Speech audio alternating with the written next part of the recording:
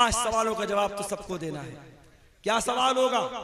ला तज़ूलु क़दमा इब्ने आदम मिन इंद रब्बिही यौमल क़ियामा। क़यामत के दिन इंसान अपनी जगह से हिल नहीं पाएगा जब तक 5 सवालों का जवाब नहीं दे देगा। नंबर 1, अन उम्रिही फीमा अफ़ना, तूने अपनी जिंदगी को कहाँ गुजारा था। नंबर 2, व अन शबाबिही फीमा बला, तूने अपनी जवानी को कहाँ गुजारा था। तीसरा सवाल, व अन मालिही मिन ऐन इक्तसबहू, तूने माल कहाँ से कमाया था। चौथा सवाल, व फीमा अनफ़क़हू, तूने माल कहाँ पर खर्च किया था। और 5वां सवाल, व माज़ा अमिल फीमा अलिमा, तूने जो इल्म हासिल किया था उस इल्म के ऊपर तूने अमल कितना किया था। ये 5 सवाल का जवाब सबको देना है। कहां से पैसा कमाया, हलाल तरीके से कमाया कि हराम तरीके से कमाया।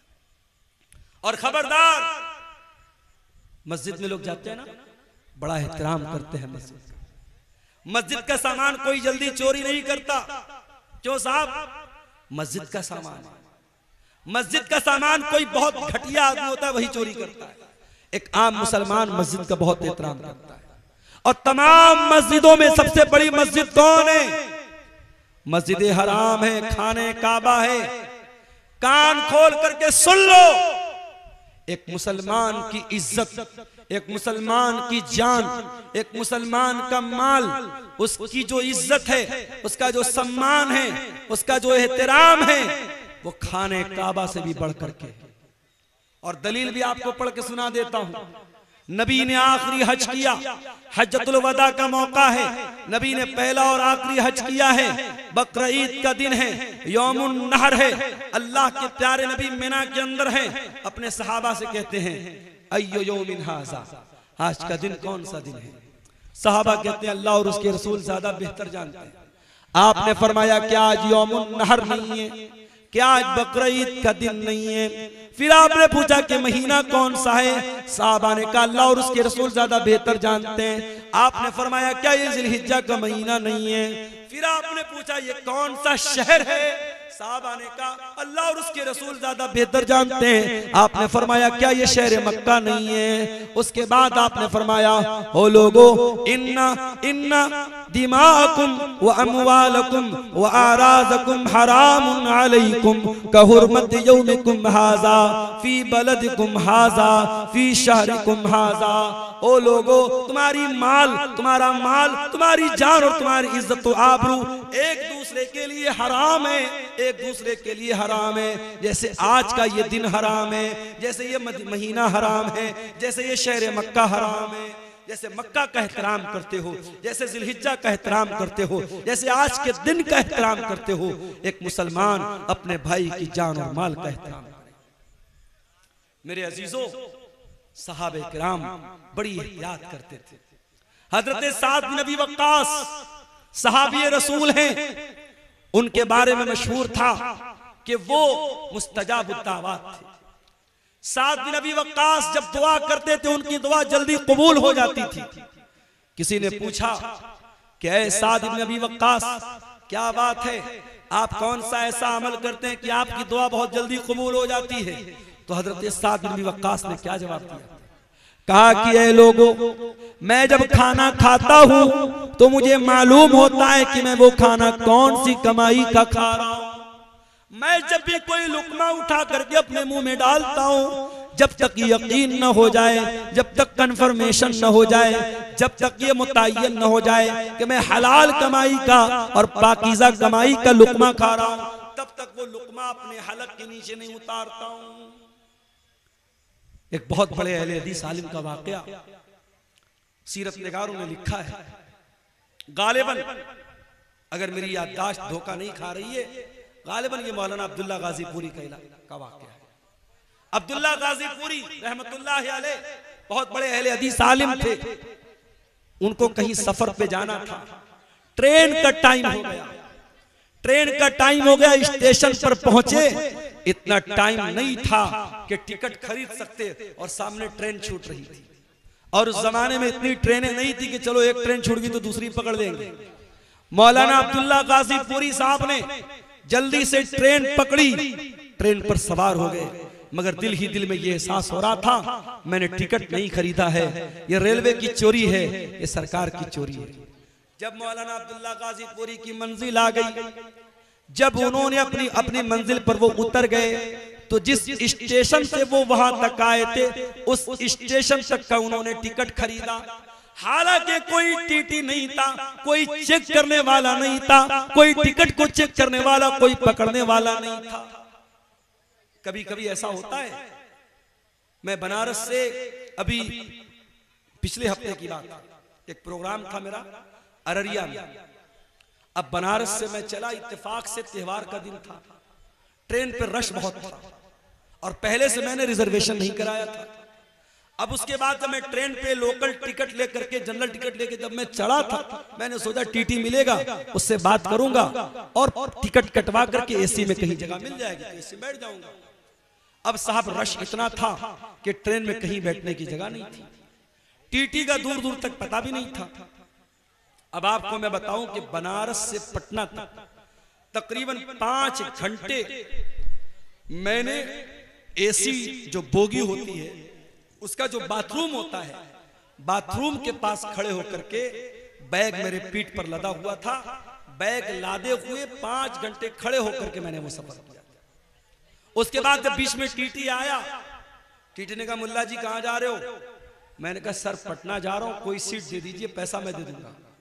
कहा नहीं मुल्ला जी कोई सीट नहीं है, लेकिन आप एसी की बोगी के अंदर खड़े हैं, आपको फाइन कटवाना पड़ेगा। मैंने कहा सर मैं अंदर कहां खड़ा हूं, बाथरूम के पास खड़ा होकर के जा रहा हूं, टिकट तो है मेरे पास। कहा कि आप चूंकि एसी बोगी में चढ़े हैं आपको फाइन देना पड़ेगा। मैंने कहा जनरल में जाने लायक हालात नहीं है। उसने कहा जनरल में तो छोड़ दो, आपने जनरल का टिकट लिया, आप एसी में आए हो। उसने 1000 रुपया फाइन भी काटी और 5 घंटे का सफर मैंने खड़े होकर गुजारा। आज हालात ये है, जब रश का टाइम होता है टिकट जल्दी नहीं मिलता है। मौलाना अब्दुल्ला गाजीपुरी उस दौर में वो टिकट बगैर खरीदे वापस जा सकते थे, मगर उनकी एहतियात देखो मेरे भाई, उनका तकवा देखो। वो जिस स्टेशन से आए थे उस स्टेशन तक का उन्होंने टिकट खरीदा और वही टिकट खरीद करके उसको फाड़ दिया। उनके साथियों ने पूछा मौलाना ये क्या किया आपने? कहा मेरे भाइयों मैं रेलवे की ट्रेन का मैंने सफर किया था और मैं जल्दीबाजी में टिकट नहीं खरीद पाया था। मैंने जानबूझ करके उस स्टेशन का टिकट खरीद करके फाड़ दिया ताकि उतनी रकम सरकार के खजाने में चली जाए। ये हमारे उलमा थे, ये हमारे उलमा थे जो सरकार और हुकूमत और गवर्नमेंट की चोरी को भी चोरी समझते थे। और आज मुसलमान अपने मुसलमान भाई का सामान चोरी करने में भी दरेग नहीं करता है। मेरे अजीजों ये एहतियात अपने अंदर पैदा करो। सलफ कहा करते थे अतिब मतअमका तकुन मुस्तजाब दावात, अपनी कमाई को हलाल कर लो तुम्हारी दुआएं कबूल होने लगेंगी। इमाम अबू हनीफा रहमतुल्लाह अलैह बहुत बड़े इमाम गुजरे हैं, अल्लाह की रहमतें नाजिल हो उनके ऊपर। इमाम अबू हनीफा रहमतुल्लाह अलैह ने एक आदमी को कर्जा दिया, कर्जा दे दिया उसको, उसने समय पर टाइम पर कर्जा नहीं लौटाया। इमाम अबू हनीफा रहमतुल्लाह अलैह उस आदमी के दरवाजे पर गए। गर्मी का मौसम था, धूप निकली हुई थी और इमाम अबू हनीफा दरवाजे के पास खड़े हैं। दरवाजा खुलता है और उस इंसान के मकान के अंदर एक बहुत बड़ा पेड़ है, एक बहुत बड़ा दरख्त है। वो इंसान रिक्वेस्ट करता है इमाम साहब आप ठीक है पैसा लेने आए हैं, कर्जा लेने आए हैं, लेकिन इमाम साहब गर्मी का मौसम है, धूप बहुत तेज निकली है, आप मेरे दरवाजे के अंदर चले आए और इस पेड़ की छाया में आप आ जाएं, इस पेड़ की छांव में आ जाएं। आपको गर्मी लग रही है, धूप लग रही है, आप इतने बड़े आलिम हमसे देखा नहीं जाता है, आपको शोभा नहीं देता है। इमाम अबू हनीफा कहते हैं ऐ मेरे भाई तूने अगर मेहमान के तौर पर बुलाया होता मैं तेरे घर में भी आया होता, तेरे पेड़ के नीचे खड़ा भी होता और एक गिलास पानी भी मैंने पिया होता, मगर मैं मेहमान बन के नहीं आया हूँ, मैं अपना कर्जा लेने के लिए आया हूँ और मुझे इस बात का डर है अगर मैं तेरे मकान के अंदर दाखिल हो गया और तेरे पेड़ की छांव में मैं आ गया तो ये भी एक तरीके का प्रॉफिट हो जाएगा, ये भी एक तरीके का मुनाफा हो जाएगा। और मैंने चूंकि तुमको कर्जा दिया है और कर्जे पर अगर मैंने ये प्रॉफिट हासिल कर लिया, ये मुनाफा मैंने हासिल कर लिया, तो मुझे इस बात का डर है कि कहीं ये भी सूद और ब्याज में शामिल न हो जाए। अल्लाह, कितना प्यारा हमारा दीन है मेरे भाई, कितना प्यारा हमारा दीन है। कितनी एहतियात करते थे हमारे असलाफ कि किसी को पैसा उधार दिया है तो उसके मकान के पेड़ की छांव में भी जाना उन्होंने गवारा नहीं किया। इमाम अहमद इब्न हंबल के पास एक औरत आती है, गौर से सुनना ये वाकया। इमाम अहमद इब्न हंबल के पास एक औरत आती है। अरे इमाम अहमद इब्न हंबल, एक मसला पूछने आपके पास आई। क्या मसला है? अरे इमाम अहले सुन्नत, अरे इमाम अहमद इब्न हंबल, मसला यह है कि मैं कपड़ा तैयार करती हूँ, कपड़ा बुनती हूँ, और मैं दिन में भी काम करती हूँ, रात में भी काम करती हूँ। दिन में सूरज की रोशनी में काम करती हूँ, रात को मैं चिराग जला करके चिराग की रोशनी में काम करती हूँ। अरे इमाम अहमद इब्न हंबल, जब कपड़ा तैयार हो जाता है तो कपड़े की क्वालिटी में कुछ कपड़ा जो सूरज की रोशनी में तैयार होता है उसकी क्वालिटी थोड़ी अलग होती है, और जो कपड़ा चिराग की रोशनी में तैयार होता है उसकी क्वालिटी में थोड़ा फर्क होता है। इमाम अहमद इब्न हंबल, मैं मसला पूछने आई हूँ, जब मैं ये कपड़ा मार्केट पे बेचने जाऊंगी, जब मैं इस कपड़े को बाजार में बेचने जाऊंगी, तो क्या मुझे ये क्लियर करना पड़ेगा, क्या मुझको ये बताना पड़ेगा कि इस कपड़े का कौन सा हिस्सा मैंने सूरज की रोशनी में तैयार किया है और कौन सा कपड़ा मैंने रात के चिराग की रोशनी में तैयार किया है। इमाम अहमद इब्न हंबल हैरान हो गए, कहा कि है मेरी बहन, मसला मैं बाद में बताऊंगा, पहले मैं ये जानना चाहता हूं, इतनी अल्लाह वाली, इतनी तकवा वाली तू औरत है कौन जो आ करके ये मसला पूछ रही है कि कपड़ा अगर सूरज की रोशनी में तैयार हुआ है और चिराग की रोशनी में तैयार हुआ है तो क्या कस्टमर को ये बताना पड़ेगा कि कौन सा कपड़ा सूरज की रोशनी में तैयार हुआ है और कौन सा कपड़ा चिराग की रोशनी में तैयार हुआ है। ऐ मेरी बहन, मैं जानना चाहता हूँ तेरा घराना कौन सा है, तेरा खानदान कौन सा है, तो कौन से खानदान से ताल्लुक रखती है। उस औरत ने कहा, ऐ इमाम अहमद इब्न हंबल, मैं इमाम बिश्र अल हाफी की बहन है। उस दौर के एक बहुत बड़े इमाम थे इमाम बिश्र अल हाफी, मैं उनकी बहन है। हजरत इमाम अहमद इब्न हंबल ने कहा, वल्लाह मैंने बहुत तारीफ सुनी थी बिश्र अल हाफी की, आज देख लिया कि उनके घराने के अंदर कितनी दीनदारी है, कितना तकवा है, कितना अल्लाह का डर है, कितनी एहतियात है कि आज उनकी बहन आकर के मुझसे मसला पूछ रही है। मेरे प्यारे साथियों, एहतियात इसको कहते हैं, हलाल और हराम की चिंता इसको कहते हैं। आज तो हमारा मिजाज ये बन चुका है, बस पैसा आना चाहिए चाहे जैसे आ जाए, और यही वजह है आज रिश्तों की बरकत। मेरे प्यारे साथियों, आज जब लड़की देखने के लिए जब लड़के की मां जाती है तो क्या देखती है, लड़की की पर्सनालिटी कैसी है, लड़की कितनी खूबसूरत है, लड़की का घर और मकान कैसा है, लड़की कितना जहेज लेकर आएगी। काश हमने लड़की के घर वालों का तकवा देखा होता, लड़के की दीनदारी देखी होती और मुत्तकी और परहेजगार लड़की को बहू बना के घर में लाते, तो शायद आज हालात वो न होते जो आज अपनी आंखों से हम और आप देख रहे हैं। हजरत उमर फारूक का वो वाकया याद कीजिए। हजरत उमर फारूक अपने दौर में गश्त पर निकले, एक मकान के पास से गुजरते एक लड़की की आवाज आ रही है। लड़की की माँ अपनी लड़की से कह रही है, बेटी दूध में उठ करके पानी मिला दे, सुबह हम दूध का कारोबार करने जाएंगे, दूध बेचने जाएंगे, रात बहुत हो चुकी है, तू जल्दी से दूध में पानी मिला दे। लड़की कहती है, अरे अम्मी जान, क्या आपको पता नहीं है अमीरुल मोमिनीन का ऑर्डर आया है, हजरत उमर का हुक्म आया है, दूध में पानी मिलाना जुर्म है, दूध में पानी मिलाना अपराध है, हमें मार्केट में शुद्ध दूध बेचना है, हमें प्योर दूध बेचना है, हमें खालिस दूध बेचना है, हमें दूध में कोई मिलावट नहीं करनी है। मां ने कहा, बेटी यहां कौन सा उमर हमको देख रहा है, या कौन सा उमर देख रहा है? रात का सन्नाटा है, रात का टाइम है, अंधेरा है।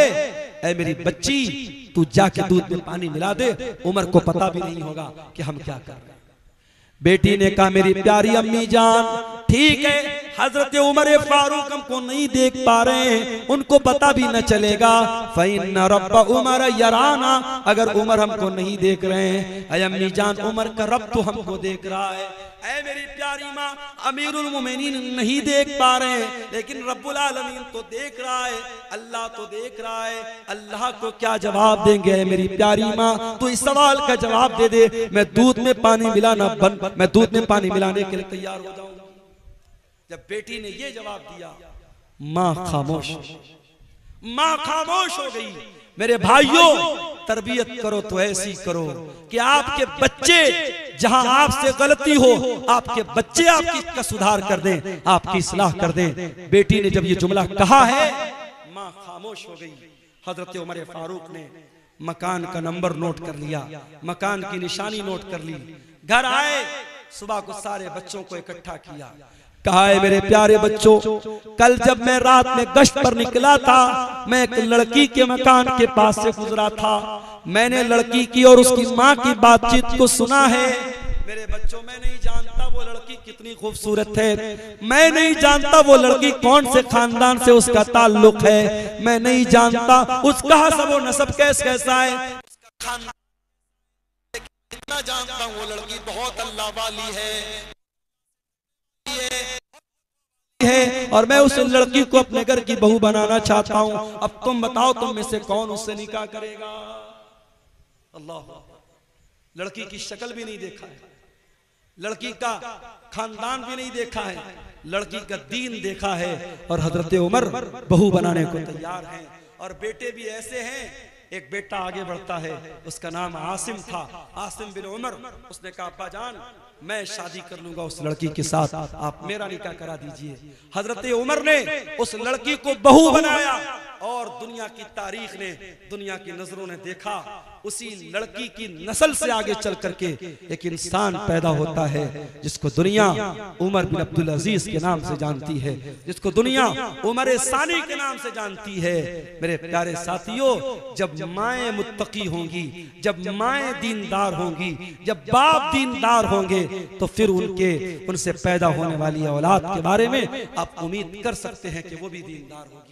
जब माँ और बाप के अंदर हलाल और हराम का फर्क नहीं होगा, जब माँ को इस बात की चिंता नहीं है कि घर में जो पैसा आ रहा है वो हलाल का आ रहा है या हराम का आ रहा है, जब बाप पैसा कमाने के पीछे अंधा बन चुका है और हर तरीके का अल्लम गल्लम, सूद, ब्याज, रिश्वत, हराम का पैसा घर में आ रहा है, और उस पैसे से जब अपने बच्चों की परवरिश करेंगे, अल्लाह के नबी क्या फरमाते हैं कि जिस जिस्म की परवरिश हराम कमाई से होगी, फन्नारु औला बिही, वो जिस्म जहन्नम की आग पे कयामत के दिन जहन्नम की आग में डाला जाएगा। मेरे अजीजों, अपने बच्चों को हराम कमाई से बचाओ, अपने बच्चों को हलाल कमाई खिलाओ, अपने बच्चों के बदन में हलाल कमाई का खून दौड़ाओ। हमारे नबी ने सारी जिंदगी हलाल और पाकीज़ा चीजों को खाने की तालीम दी है। हमारे नबी के दुनिया में आने का एक मकसद ये भी था,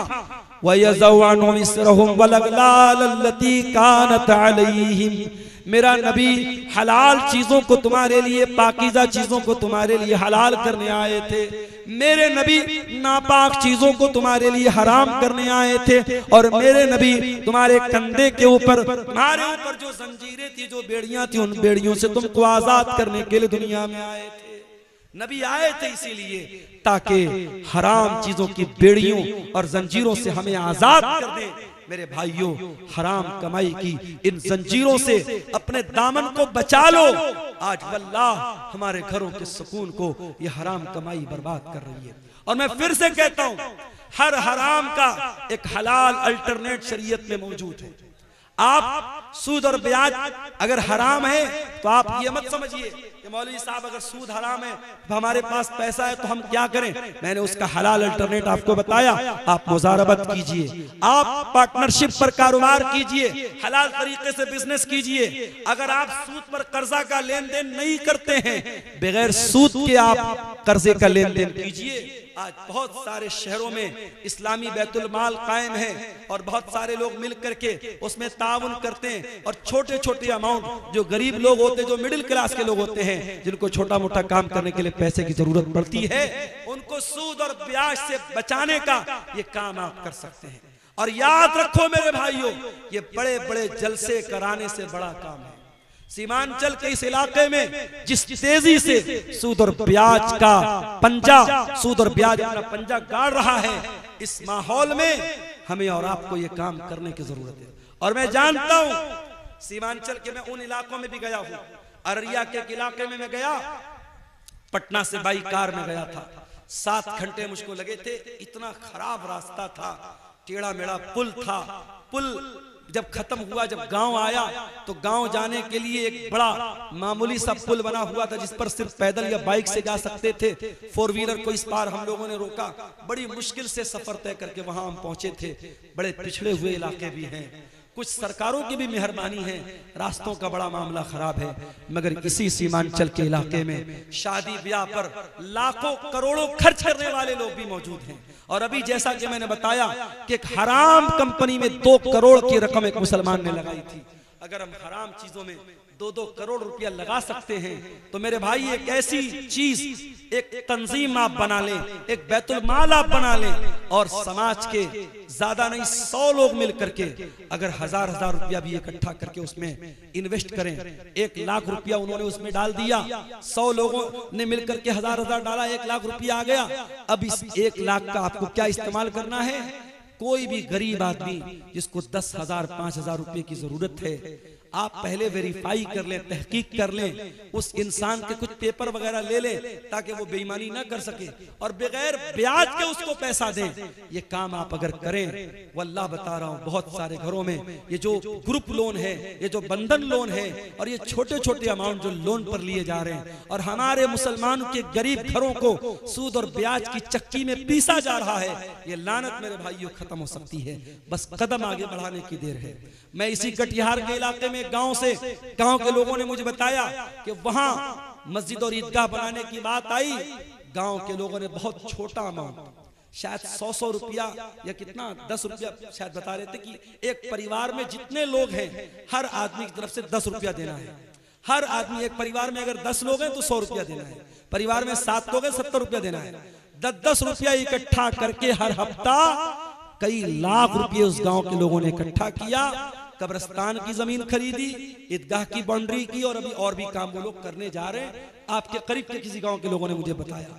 तो ये काम, इस तरीके के काम हम कर सकते हैं मेरे भाइयों। आपको कदम बढ़ाने की और हिम्मत करने की जरूरत है। मैं जानता हूं शेरशाहबादी कौम के अंदर अल्लाह ताला ने बहुत सलाहियत दी है। इस सलाहियत का सही इस्तेमाल कीजिए। अपने समाज में होने वाली बुराइयों से मेरे भाइयों अपने आप को बचाइए। एक साहब सवाल कर रहे हैं कि यूट्यूब की कमाई हराम है तो कॉमेडियन यूट्यूब का पैसा मदरसे में दान करना कैसा है, और ड्रीम 11 का जीता हुआ पैसा मदरसा मस्जिद में दान करना कैसा है? जाहिर है अगर मदरसे वालों को पता है कि ये पैसा ये हराम कमाई का दे रहा है, मदरसे वाले ना ले। और अगर मदरसे वालों को नहीं पता और मदरसे वालों ने ले लिया तो उनका लेना तो गलत नहीं है, मगर देने वाले को कोई सवाब नहीं मिलेगा। भाई कोई चोर अगर चोरी करे और चोरी का मकसद क्या बयान करे कि मैं अमीरों का पैसा चुरा करके गरीबों की मदद कर रहा हूं, तो भाई मदद करने का ये कोई तरीका नहीं है। तो जब इस तरीके के कॉमेडी वीडियो बना करके पैसा कमाना दुरुस्त नहीं है तो फिर उसकी कमाई भी दुरुस्त नहीं है और उस कमाई से आपका दान करना और सदका करना भी सही नहीं है। वल्लाहु आलम बिस्सवाब। तो मेरे अजीजों, ये हराम कमाई के बारे में चंद बातें मैंने आपके सामने रखी थी और आप ये बात देखिए कि हमारी शरीयत में हराम कमाई और हलाल कमाई के ताल्लुक से इतनी एहतियात बताई गई है कि अल्लाह के प्यारे नबी सल्लल्लाहु अलैहि वसल्लम ने जहन्नम की वईद बयान की है उन लोगों के बारे में जो लोगों का माल नाजायज तरीके से खा लेते हैं। मैं आखिरी हदीस सुना करके बात खत्म करता हूं। अल्लाह के नबी ने सहाबा से कहा कि ऐ मेरे सहाबा, क्या तुम जानते हो मुफलिस कौन है, गरीब कौन है? सहाबा ने कहा अल्लाह के नबी, अल्लाह और उसके रसूल ज्यादा बेहतर जानते हैं, आप ही बता दीजिए। आपने फरमाया मेरी उम्मत के अंदर गरीब आदमी वो होगा, मेरी उम्मत में मुफलिस इंसान वो होगा जो कयामत के दिन रोजा, नमाज, ज़कात सब लेकर के आएगा। वयअती कद शतम हाजा व ज़रब हाजा व अकल माल हाजा व क़ज़फ़ हाजा, किसी का माल हड़पा होगा, किसी को गाली दी होगी, किसी पर तोहमत लगाई होगी, किसी पर बहतान लगाया होगा, हराम तरीके से लोगों का माल कमाया होगा। उस इंसान के बारे में अल्लाह के नबी फरमाते हैं उसकी नेकियां हकदारों को दे दी जाएगी। कयामत के दिन दुनिया की करेंसी नहीं चलेगी। यहाँ गांधी जी के फोटो वाला नोट चल रहा है, आखिरत में नोट नहीं चलेगा। ऐसे आप हज करने जाते हैं, उम्रा करने जाते हैं, इंडिया की करेंसी आप एयरपोर्ट से ही चेंज कर लेते हैं या वहां सऊदी एयरपोर्ट पे जाके चेंज कर लेते हैं, क्योंकि आपको मालूम है कि सऊदी में सऊदी रियाल चलेगा, दुबई में दुबई का दिरहम चलेगा और इसी तरीके से कुवैत में कुवैत का दीनार चलेगा। आखिरत में जो करेंसी होगी मेरे प्यारे साथियों, वो नेकी और गुनाह की करेंसी होगी। अगर हमने किसी का हक मारा है, उसकी हमारी नेकियां उसको दे दी जाएंगी।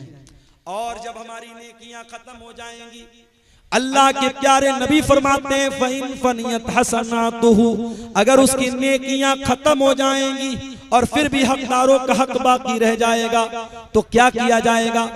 फिर उन लोगों के गुनाह इसके ऊपर लादे जाएंगे जिनका हक इसने मारा है, जिनकी जमीन को इसने हड़पा है, जिनको गाली दी है, जिनको बुरा भला कहा है, जिन पर तानो तशरीह की है, उनके गुनाह इसके ऊपर लादे जाएंगे।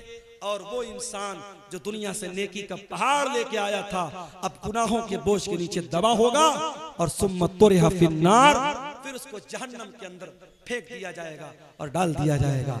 इसलिए मेरे अजीजों, हराम कमाई से अपने दामन को बचा लो। मैं फिर से वही आयत पढ़ रहा हूँ जो खुतबे मसनूना के बाद मैंने पढ़ी थी, या अय्युहल्लज़ीना आमनू कुलू मिम्मा फिल अर्ज़ि हलालन तय्यबा, ऐ ईमान वालो, जमीन में जो हलाल चीजें हैं, जो पाक चीजें हैं, उनको खाओ और अल्लाह का शुक्र अदा करो। अगर तुम अल्लाह की इबादत करते हो, हलाल और हराम कमाई के ताल्लुक से ये चंद बातें आपके सामने रखी गई हैं। हम रब्बुल आलमीन से दुआ करते हैं, इलाही आलमीन